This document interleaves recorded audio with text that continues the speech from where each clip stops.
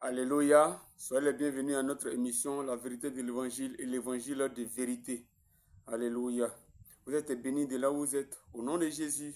Voilà, et ça fait belle lurette que nous ne sommes pas intervenus, que nous n'avons pas fait de vidéo. Voilà, et nous sommes dans le mois de décembre et vraiment les courses du ministère du mois de décembre, là, voilà, elles sont vraiment très intenses.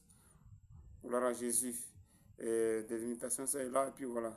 Donc, merci, voilà, nous faisons cette courte vidéo pour parler de quelque chose d'important que j'ai déjà introduit même sur ma page Facebook. Gloire à Jésus. Alléluia. Et nous allons parler de ce qui s'est passé, voilà, dans le mois de mai, juin de cette année 2025. Nous sommes en moins de 24 heures de la fin de l'année 2025. Et donc nous voulons, par cette vidéo-là, faire vraiment dire quelque chose qui était un fait marquant de l'année 2025. Alléluia. Et gloire à Jésus. Et vous savez, en cette année 2025-là, d'abord, le pape actuel, c'est en cette année 2025 là il a été paporisé. C'est en cette année 2025 là que le nouveau pape là a été élu. Le 8 mai, le 8 mai de la cheminée est sorti la fumée pour dire qu'un nouveau pape a été élu. Et ce pape là, il a porté le nom de pape Léon XIV. Il a porté le nom de pape Léon XIV. Mais pourquoi le pape a porté le nom de Léon XIV? Et donc, c'est de cela que nous voulons parler. Et nous voulons parler aussi de, à partir de cette affaire papale-là, ce qui a suivi après. Alléluia. Gloire à Jésus. Vous savez, au XIIe siècle, voilà, entre le XIe et le XIIe siècle, il y a un homme, un prêtre catholique, archevêque d'Irlande, Saint Malachie d'Armagh. Si vous allez sur Google, sur Wikipédia, même si vous interrogez l'intelligence artificielle, voilà, vous allez voir Saint Malachie d'Armagh. Il était archevêque d'Irlande et ce monsieur-là, il a prétendu avoir des visions ou du moins prophéties. C'est un prêtre catholique. Et donc même ce sont ces prophéties-là qui l'ont rendu très célèbre. Mais ce qu'il a dit, c'est de cela que nous voulons parler. C'est un voyant catholique. Voilà ce qu'il a dit là. Bon, ce n'est pas à totalement rejeter.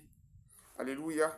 Mais Dieu peut passer par des personnes même qui ne connaissent pas le Seigneur pour donner des révélations puissantes. Voilà. Mais je ne dis pas à 100% que c'est vrai. Parce que ce n'est pas la parole de Dieu. Donc, c'est pas, elle n'est pas aussi sûre que la parole de Dieu. Gloire à Jésus. Alléluia. Et de la même manière que dans Daniel, Dieu a donné des visions, des rêves clairs, nets à l'empereur Nebuchadnezzar. C'est ça, non? Voilà. Et le rêve de Nebuchadnezzar, là, mais c'est un rêve prophétique qui, jusqu'à aujourd'hui, là, le rêve que Dieu a donné à Nebuchadnezzar, là, jusqu'à aujourd'hui, là, cette prophétie de Nebuchadnezzar, là, et que Daniel a interprété, là, jusqu'à aujourd'hui, elle est en cours. Voilà, donc Dieu peut donner des rêves, des songes à des personnes. Voilà. Et qui vont même orienter même la vie, même, et qui parlent même de la vie du monde actuel là. Le monde actuel là. Voilà. Les situations socio-politiques, socio-économiques, militaro-politiques de ce monde-là. Ou bien socio-religieux de ce monde-là. Dieu peut donner à quelqu'un. Alléluia. Voilà, gloire à Jésus. Même si ça peut écrit dans la Bible. Et donc, celui dont nous voulons parler là, Saint Malachie d'Armagh. Alléluia. Il a donné une prophétie. Il a eu des visions. On peut dire que c'était un voyant catholique, un prêtre catholique. Et il a dit à son époque, là, au 11e, 12e siècle, là, il est né en 1094 et il est mort en l'an 1148, donc 11e et 12e siècle. Il a dit, l'Église catholique aura 112 papes. L'Église catholique aura 112 papes. Donc, allez consulter Wikipédia, Google, tout ça, c'est là-bas. Et même les catholiques le savent. Les bas catholiques, les moyens catholiques et les hauts catholiques, ils le savent. Toutes les instances de l'Église catholique, si on fait nous, catéchisme, ils le savent. Ceux même qui ont fait l'université, enfin les universités catholiques, là, ils le savent. C'est écrit. Ils le savent. Saint Malachie d'Amag, prêtre catholique, archevêque de l'Irlande, au 11e et 12e siècle. Donc ils le savent. Et il a dit que l'Église catholique aurait 112 papes. Et les 112 papes là, il a donné les indices de leur papauté. Voilà. Bon, ça c'est un détail que je vais vous épargner, voilà, parce que ça va trop prendre le temps. Voilà. Mais allez consulter, vous allez voir. Et il a donné les indices de leur papauté. Mais ce dont nous voulons parler aussi rapidement, pour ne pas faire une longue vidéo. Et vous savez, le pape Jean-Paul II était le pape le plus célèbre de tous les papes de l'Église catholique. Le pape Jean-Paul II. Et sa papauté vraiment a duré vraiment très longtemps. Le pape le plus célèbre de son époque ou de tous les papes catholiques. Jean-Paul II. Et tenez-vous bien, Jean-Paul II était le 110e pape de l'Église catholique. Jean-Paul II était le 112e pape. 110e pape. Le pape Jean-Paul II était le 110e pape. Et après le pape Jean-Paul II, c'était qui? Le pape Benoît XVI. Il était le 111e pape. Après Benoît XVI, c'est qui? Le pape François. Il était le 112e pape. Et donc, après Benoît XVI, le 8 mai, après le pape François, c'est François ou Francis, là. Le 8 mai, un nouveau pape est venu au pouvoir, après la papauté. Un nouveau pape est devenu chef de l'Église catholique. On dit que c'est un Américain, des origines françaises, des origines italiennes, voilà, en tout cas américain, français, italien. Et il a été élu pape en mai 2025. Donc, ce que le voyant catholique, l'archevêque, le prêtre catholique, Saint Malachie d'Amag a dit, j'ai dit que ce n'est pas la parole de Dieu, donc ce n'est pas vraiment sûr d'être vrai, mais il y a un point d'intérêt. Ce n'est pas à rejeter. Alléluia. Et il a dit, lorsque, après les 112 papes de l'Église catholique, là, le pape qui viendra, il va détruire l'Église.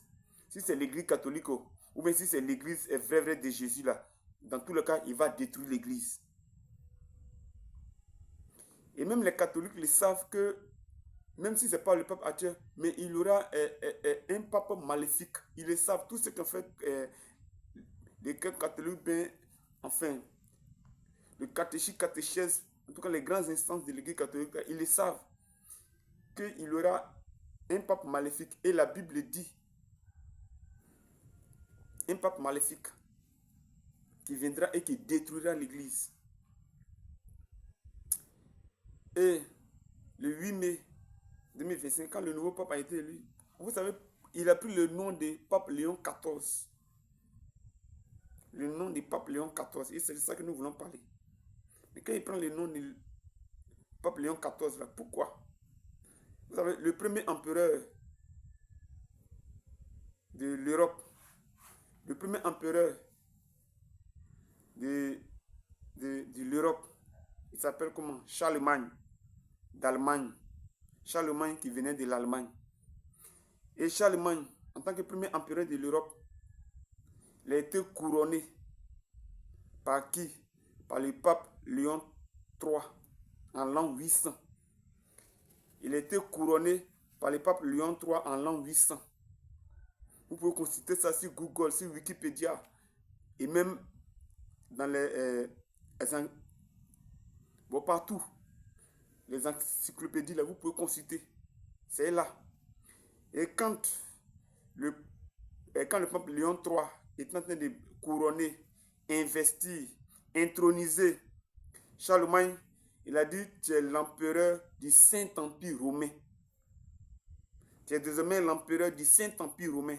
Donc le Saint-Empire romain est né en l'an 800 lorsque le pape Léon III a intronisé, a couronné Charlemagne comme empereur de l'Europe, mais en même temps empereur du Saint-Empire romain. Donc le Saint-Empire romain a commencé en l'an 800. Et la Bible parle de l'antéchrist et du faux prophète. Donc Charlemagne était le dirigeant du Saint-Empire romain, le dirigeant de l'Europe. Et le pape Léon III était le dirigeant de l'Église catholique. Or, Saint-Empire romain avec l'Église catholique, c'est la même chose. L'Empire romain et le Saint-Empire romain, ça fait deux choses, mais ils sont imbriqués. Alléluia. Et en 1800, le Saint-Empire romain est tombé. En 1806, en tout cas 1800. Et donc les gens ont pensé que le Saint-Empire romain est mort, a disparu. Mais le Saint-Empire romain est rené avec la naissance de l'Union européenne.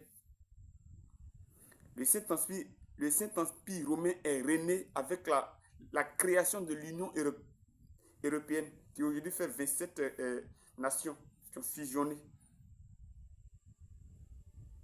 Alléluia. Donc la renaissance du Saint-Empire romain. En 1999, 2007. Et celui qui sera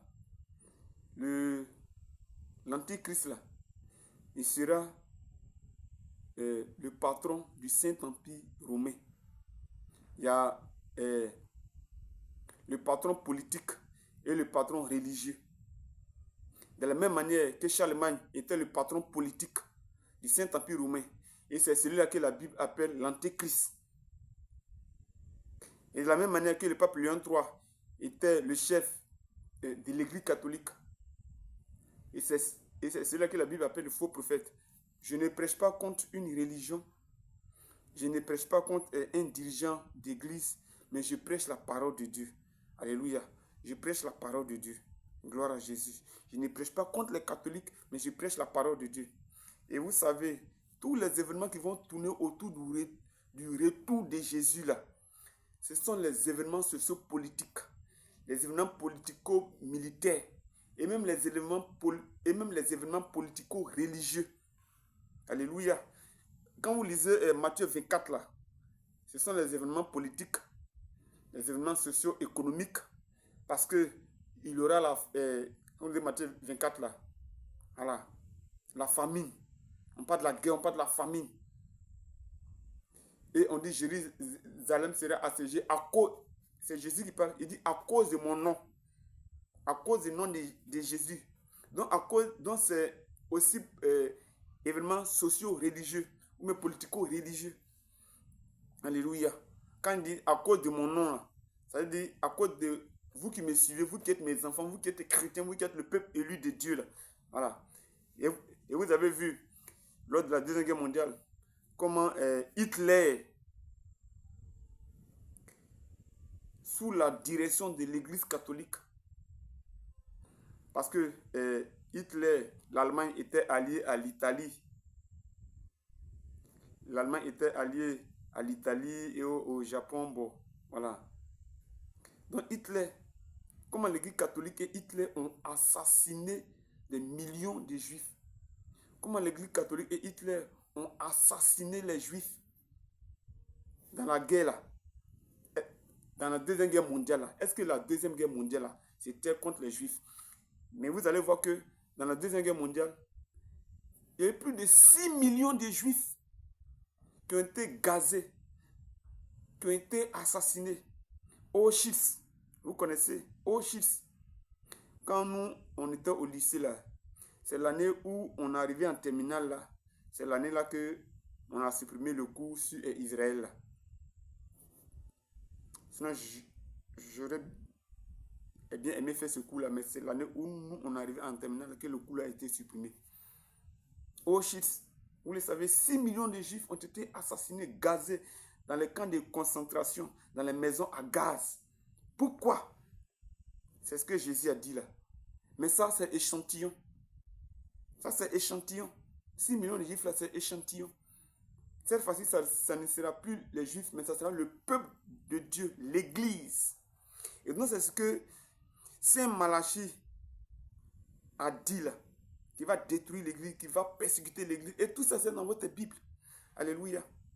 Et donc, quand je dis pourquoi le peuple a pris le nom de Léon XIV, vous voyez dans Matthieu 17, le verset 1, on parle de la généalogie de Jésus. Où on dit qu'il y a eu 14 générations. D'abord, une première fois 14 générations, une deuxième fois 14 générations et une troisième fois 14 générations. Alléluia. Alors, donc 14 générations, 14 générations. Donc ce n'est pas en vain. Gloire à Jésus. Donc quand le nouveau pape prend le nom du pape Léon XIV, si je m'en tiens à la prophétie de Saint Malachie, c'est comme si le papisme, le papisme, bon on va dire quoi, le papisme léonisme, ou bien léoniste, est arrivé à sa 14e génération, parce que c'est sous les lions là, ce sont les lions là, voilà, c'est à partir de Léon 3, donc tous les lions là, ils avaient indice selon la prophétie du prêtre catholique Saint Malachie. Et donc il a dit 112e pape. Celui qui viendra après les 112 papes là, c'est lui qui va détruire l'Église. Et vous allez voir pourquoi un mois après que le pape ait été élu, un mois après la guerre Israël là, cette année là, le 13 juin là. Voilà. Donc ça, mes amis, les signes et les signaux de retour de Jésus sont là devant nous. Sont là devant nous. Un mois après que le pape Léon XIV a été élu, un mois après net, on a entendu parler de la guerre Israël-Iran. La guerre Israël-Iran. Parce que l'Iran, depuis des années, des décennies, l'Iran menace d'effacer Israël de la carte. Et donc, nous bénissons Israël parce que la Bible dit celui qui bénit Israël sera béni. Nous bénissons Israël parce que Israël a sauvé le monde d'un désastre nucléaire. Israël a sauvé, toi qui m'écoutes là, Israël t'a sauvé d'un désastre nucléaire. Israël a sauvé le monde entier d'un désastre nucléaire, même si le monde sera détruit très bientôt. Mais Israël a retardé cela. Le peuple de Dieu, quand le lion s'est levé, le Rising Lion, quand le lion s'est levé, Israël a sauvé le monde d'un désastre nucléaire. Parce que si Israël n'avait pas mis à plat la progression de l'uranium iranien, le monde était foutu. Donc Dieu a utilisé ce peuple-là pour sauver le monde d'un désastre nucléaire. Vraiment, qui était vraiment... voilà. Israël a sauvé le monde.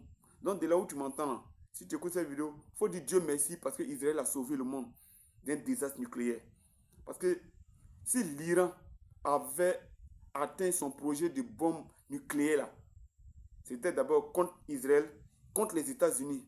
Vous savez, si les États-Unis, leur bombe atomique, là, franchement, donc Israël a sauvé le monde. Alléluia. Gloire à Jésus. Donc, quand je dis que le pape prend le nom de Léon XIV, on va lire Matthieu 1, verset 17 là rapidement. Matthieu 1, le verset 17, voici ce qui est écrit. Gloire à Jésus. Matthieu 1, le verset 17, je lis ça pour vous dans la version Osterval 96.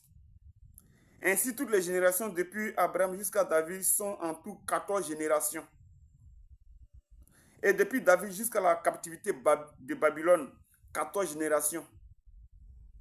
Et depuis la captivité de Babylone jusqu'au Christ, 14 générations.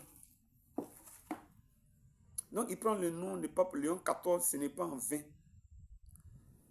Les 14 générations des papes qui ont entretenu, qui ont créé, qui ont voulu le Saint-Empire romain, là. Nous sommes arrivés à la 14e génération de ces papes-là, les papes Léon. Les papes Léon. Parce que j'ai dit que c'est Léon III, le pape Léon III, qui a intronisé Charlemagne, qui était le premier empereur de l'Europe. C'est celui que le Saint-Empire romain, quand le pape Léon III a posé la couronne sur la tête de Charlemagne, premier empereur d'Europe, qui est, tenez-vous bien, un Allemand. Or, la Bible parle de la domination qui a été donnée au léopard. La Bible parle, j'ai dit ça dans les précédentes vidéos, la Bible parle de la domination qui a été donnée au léopard.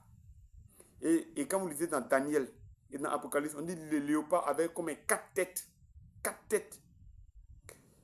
J'ai dit que ce n'est pas les États-Unis qui sont la première puissance militaire. Ce n'est pas la Chine. Ce n'est pas l'Angleterre. Ce n'est pas l'OTAN. La première, devant Dieu, la puissance militaire a été donnée au léopard. Or, le léopard, c'est l'emblème militaire de l'Allemagne. Bien que l'emblème national politique de l'Allemagne, on voit un aigle vraiment qui étend ces trucs-là. Mais l'emblème militaire de l'Allemagne, c'est les léopards. Or, la Bible a prophétisé ça. On dit quoi, les léopards avec 4 têtes. Mais 4 têtes là, c'est quoi? Premier Reich allemand. Deuxième Reich allemand. Troisième Reich allemand. Quatrième Reich allemand. Et nous sommes actuellement à l'époque du quatrième Reich allemand là. Une tête, ça représente un royaume. On dit chef de l'État. Ou en anglais, quand on dit chef de l'État, on dit the head of state, the head of the state. Voilà, la tête. Voilà. Bon, chez nous les dents, on dit c'est gommé. C'est gommé. Voilà, la tête. Voilà. Donc, les léopards avec 4 têtes. Or, les 4 têtes là représentent les 4 règnes du léopard. Les 4 règnes de l'Allemagne. Alléluia. Nous sommes au 4e Reich de l'Allemagne. Or, c'est sur le 4e Reich de l'Allemagne là que l'Antéchrist va apparaître. Que le faux prophète va apparaître. Lisez votre Bible, étudiez votre Bible, méditez votre Bible et le Saint-Esprit va vous éduquer. Pourquoi la Bible dit que le léopard avec 4 têtes, lui seul? On parle d'un animal qui a 7 têtes, mais le léopard lui seul, il a 4 têtes. Le léopard représente l'Allemagne. Et la Bible dit que l'une de ses têtes fut blessée à mort. L'une de ses têtes qui fut blessée à mort là. Je l'ai déjà dit, c'est une bis répétita. L'une de ses têtes qui fut blessée à mort là. Est-ce que vous savez que la Bible a prophétisé le mur de Berlin là? C'est ça que l'une de ses têtes fut blessée à mort. La Bible, c'est un livre qui vient de Dieu, écrit par Dieu. Mais Dieu a utilisé 40 secrétaires. La Bible est un livre merveilleux. Le mur de Berlin, la chute du mur de Berlin, tout ça c'est dans la Bible. Et quand la Bible dit que l'une de ses têtes fut blessée à mort, c'était le mur de Berlin là. Or, je vous ai dit, dès que le mur de Berlin est renversé, c'est fini. Le nouvel ordre mondial a commencé comme ça. Or, donc actuellement, nous sommes à l'heure du nouveau ordre mondial. Alléluia. Gloire à Jésus. Et vous savez comment le pape Jean-Paul II et les autres ont vraiment participé à la chute du mur de Berlin parce que c'était la naissance du nouvel ordre mondial. Donc nous sommes actuellement au règne du 4e. Et donc si le nouveau pape a pris le nom du pape Léon XIV, nous sommes arrivés à la génération. À la génération. Et comme, et tout à l'heure, on a vu dans Matthieu 1, verset 17, la 14e génération, 3 fois. Donc nous sommes arrivés à la 14e génération des papes qui vraiment sont pour le Saint-Empire romain. Or, le dirigeant du Saint-Empire romain, celui qui sera le dirigeant du Saint-Empire romain à l'époque, allez, où nous sommes là, celui qui sera le dirigeant actuellement, et je vous dis, l'Antichrist est déjà prêt. L'Antichrist, celui qui sera vraiment le dirigeant de ce Saint-Empire romain là. Parce qu'il y a deux. Il y a le dirigeant politique et le dirigeant spirituel. Le dirigeant politique là, il sera le patron de l'Union européenne. Le patron, bon, actuellement, ce n'est pas encore ça, mais ça va arriver. Et nous sommes déjà là. Quand Israël, là, le 13 janvier, quand Israël, même quand les États-Unis interviennent, là, tout ça c'est prophétisé dans la Bible. On dit l'aigle qui vole au secours de la femme là. Et quand vous lisez la Bible, on dit que l'aigle vole au secours de la femme là. Tout ça, l'intervention des États-Unis là, quand Israël a attaqué l'Iran là, tout ça là, c'est prophétisé dans la Bible. L'aigle qui vole au secours de la femme, les États-Unis, c'est représenté par l'emblème. L'aigle qui vole au secours de la femme, c'est-à-dire l'aigle qui vole au secours de la femme à 12 étoiles là, Israël. Alléluia. Gloire à Jésus. Donc, étudiez la Bible, lisez la Bible. Priez le Seigneur. Le Saint-Esprit, c'est lui qui est l'auteur principal de la Bible. Les 40 là, ce sont les secrétaires. Gloire à Jésus. Donc, mes frères, nous sommes, le retour de Jésus là, ce n'est pas dans 1000 ans. Le retour de Jésus, ce n'est même pas même dans 200 ans, dans 300 ans. Le retour de Jésus, c'est maintenant. C'est maintenant là. C'est-à-dire, c'est maintenant le retour de Jésus. Personne dit c'est dans 100 ans. Bon, tu vas penser encore que non. Le retour de Jésus, c'est maintenant. Parce que tous les signes et les signaux prophétisés dans la Bible se sont déjà déroulés sous nos yeux. Voici pourquoi je dis que nous sommes la génération de la fin des temps. La première trompette, c'était la Première Guerre mondiale. La deuxième trompette, c'était la Deuxième Guerre mondiale. La troisième trompette, c'était l'incident nucléaire. Ou bien l'accident nucléaire. Le plus grand accident nucléaire de tous les temps. Tchernobyl. La quatrième trompette, c'est prophétisé dans votre Bible. La chute du mur de Berlin là. Sa tête qui fut blessée à mort là. La chute du mur de Berlin là. La quatrième trompette. Or, la chute du mur de Berlin a donné naissance au nouvel ordre mondial. La chute du mur de Berlin a donné naissance au nouvel ordre mondial. Donc la chute du mur de Berlin là, c'était le retentissement de la quatrième trompette. Donc la naissance du nouvel ordre mondial. La cinquième trompette, la première guerre du Golfe là, c'était la première guerre du nouvel ordre mondial. Et c'est prophétisé dans la Bible. On dit la guerre de quoi? La guerre du puits, la guerre de l'abîme. Mais quand on dit Golfe là, je l'ai déjà dit, c'est une piste répétitive.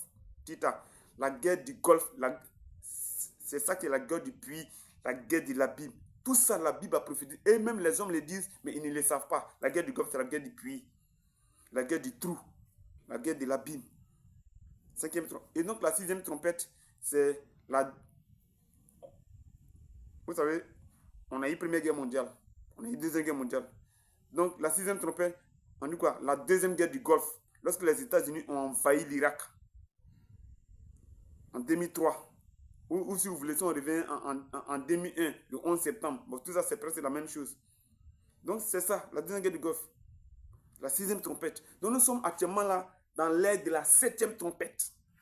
La septième trompette, bientôt, dans ces jours-là, on va vous faire une vidéo de 4 chevaux et de la septième trompette.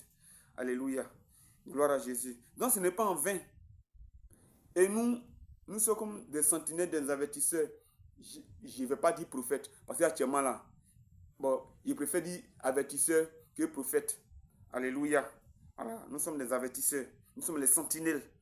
Mais si vous comprenez bien, dans la Bible, quand on dit avertisseur, quand on dit prophète, là, on dit sentinelle là. Voilà, c'est quoi? Voilà. Mais je ne dis pas je suis prophète. Parce qu'actuellement là, il y a trop de prophètes. à la main, les avertisseurs et les sentinelles. Nous expliquons la parole de Dieu parce que nous sommes la génération de la fin des temps. Et la Bible dit quoi? Dans Daniel, je crois 12, verset 4. Ceux qui comprendront donneront instruction à la multitude. On va lire ça et nous allons terminer dessus. Nous sommes déjà à Daniel. Il dit quoi? À la fin des temps, ceux qui comprendront donneront instruction à la multitude. Alléluia. Daniel 4. D'abord, Daniel 12, verset 4, il dit, et toi, Daniel, 4, ces paroles, et c'est ce livre jusqu'au temps de la fin. Plusieurs le porteront et la connaissance augmentera. Donc la connaissance augmentera. Alléluia. Maintenant, après, il dit, ceux qui comprendront donneront instruction à la multitude. Et donc, c'est ce que nous faisons. La connaissance a augmenté et nous donnons connaissance à la multitude. Vous êtes bénis de là où vous êtes au nom de Jésus. Amen.